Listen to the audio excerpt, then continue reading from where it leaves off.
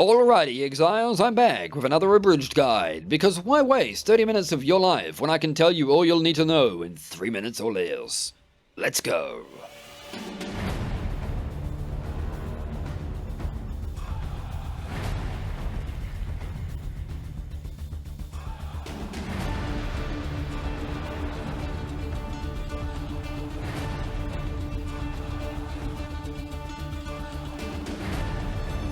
This is how it works. Exsanguinate shoots tendrils of blood from your body, targeting enemies in a narrow beam in front of you, costing life instead of mana to deal damage over time. On top of this, Exsanguinate's clear speed can be augmented heavily with chain support, allowing you to clear through maps with ease.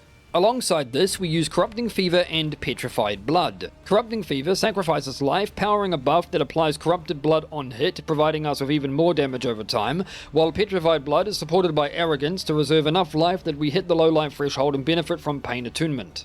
Scion has been chosen primarily for defensive reasons. We first pick up the Gladiator node for increased block chance and more damage over time, before heading up to Necromancer so that we can use Bone Offering on ourselves to further our block chance even more.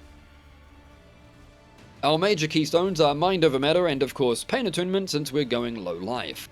While this build is tankier than it looks despite the low amount of life, that doesn't mean we can face tank, so as with all dot builds, kiting is still heavily advised. The main downside of this build is that scaling damage gets more and more expensive the further we go, and for that reason I consider this more of a league starter than something worth spending insane amounts of currency on. And now the items!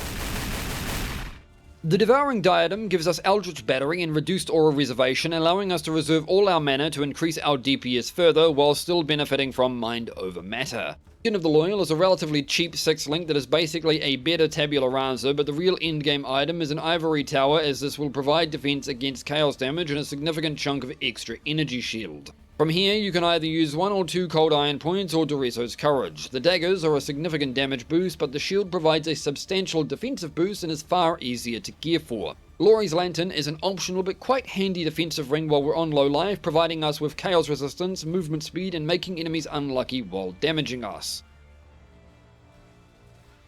As always, rares are for filling out resistances and life. For endgame, a trigger wand with +1 to both spell and physical spell gems is the goal, as this will auto-curse enemies, amplifying our damage even further.